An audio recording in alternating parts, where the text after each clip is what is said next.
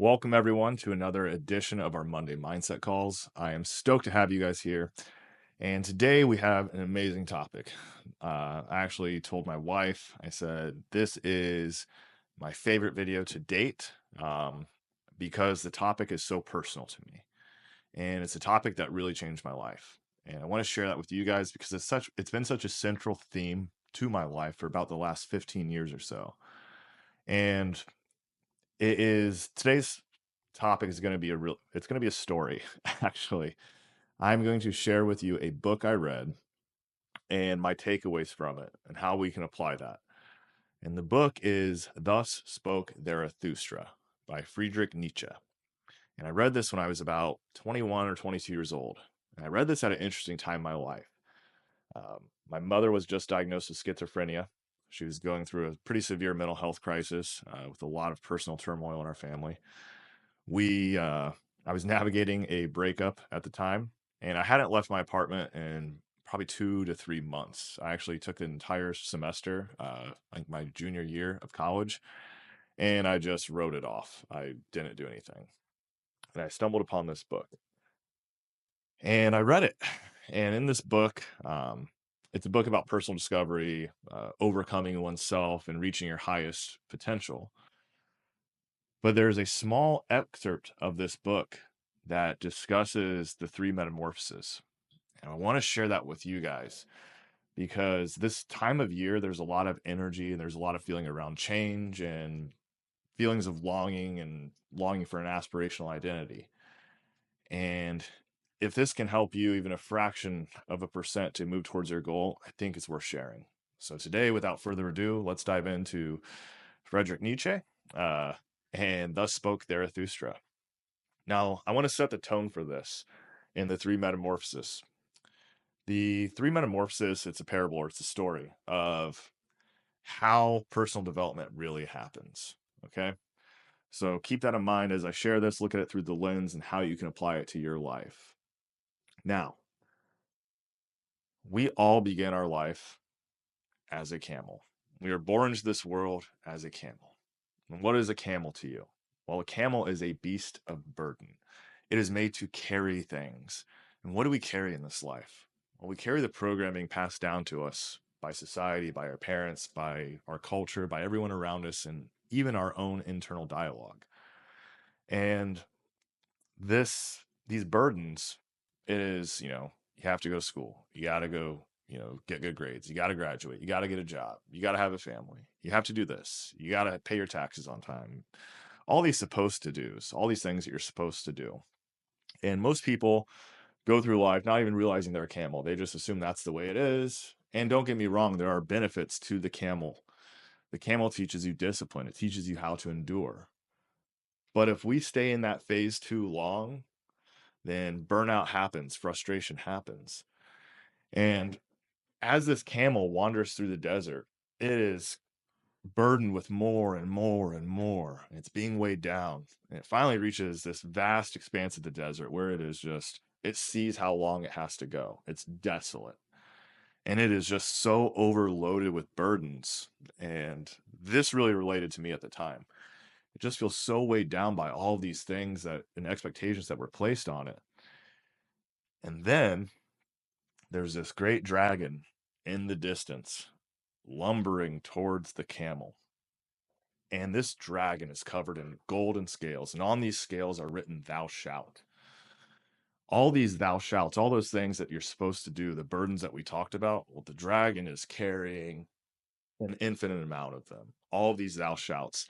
Thou shalt go to school. Thou shalt get good grades. Thou shalt pay your taxes. Thou shalt be a good employee. Thou shalt do what you're told. Thou shalt accept things the way that they are. All these thou shalts. And it approaches the camel. And what most people do, the camel just bows down and it almost breaks under the weight of this. It says, I can't contest with the dragon. Like, there is no way. I will just lay here in really this place of misery. And this is where I will exist because this is just the way things are. Now, if you're watching this video, you've probably felt something different welling up inside you. This internal dialogue of, no, I don't want to do things that way. No, I don't want to work a job I don't like. I don't want to be in a relationship I don't enjoy. I don't want to be around people who speak about small things. I want something different. There has to be a different way. And you might even manifest these things in forms like procrastination. You might avoid doing things that you don't like doing. It's usually a sign that we have something welling up inside us, this resistance. And this is a necessary thing for us to reach that next stage. And that stage is the lion. And if you become the lion,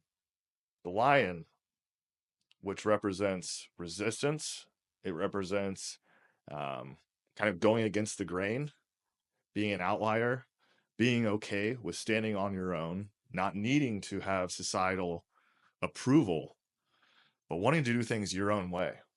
That's when you become the lion. And the lion roars. And the lion roars, I will. So you have the dragon who is trying to weigh you down as a camel. The camel then becomes this lion. The lion roars. Instead of bowing down, he roars and says, I will.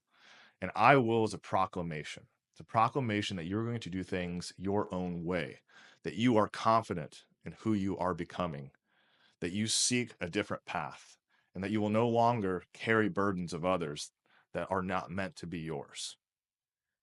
Now, at this point, we are not done. And this is a mistake a lot of people make. They exist in this place of resistance and almost anger, this internal welling of frustration. They stay there. We don't want to stay there after we conquer this dragon. The final phase of this process is entering a stage of childlike wonder again. You become the child where, and what does a child believe? A child believes everything is possible. If you've ever hung around kids, like young kids, or you have some, like anything is possible to them. Make believe is like the most fun thing ever because they can do and be anything.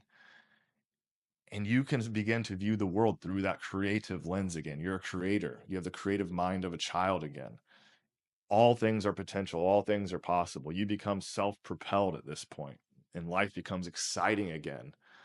And you never feel a sense of scarcity. You feel you always have enough. That is what the childlike state represents.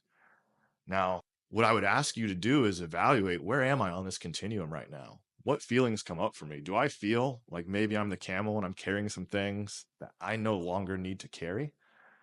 Do I feel some internal resistance like the lion and I want to change those things? If you're watching this video, I guarantee you've been a camel before and you might be on the cusp of being that lion. We want to get to that childlike state. And you can exist in all of these simultaneously. You might have an area of your life professionally, for example, where you feel like a camel, but you might have the personal side where you feel like you are a childlike sense of wonder. The the thing is that we try to drive all of these in the proper direction. And I want you guys to sit down and really think about this, really audit where you're at in these different areas of your life. And I like to go through a lens of what I call the five freedoms. So, freedom of health, freedom of time, freedom of money, freedom of purpose, freedom of relationships, and kind of audit, am I camel? Am I lion? Am I child? And I also want you guys to think of, what's your dragon right now? What are the thou shouts in your life that have been, you know, causing you to bow down as the camel? And maybe it's time to let those things go. And maybe it's time to say, I will, and declare who you are actually supposed to be. I hope this video helps you guys. Again, this is a topic I can go down a rabbit hole on, but it's been such a transformative belief. I mean, I used to have it written on the gym wall, slay dragons, and I actually stopped saying it because people didn't really understand what it meant. They thought it was kill the dragon, get the gold. It's much deeper than that. It's relinquishing and letting go of all the dogma and shedding everything that you're not to become who you were made to be. That is what it means to slay the great dragon. I hope this video was helpful. If you have any questions or would like to discuss it further, shoot me a message. As always, let's all win. Let's have a great week and year. See you guys.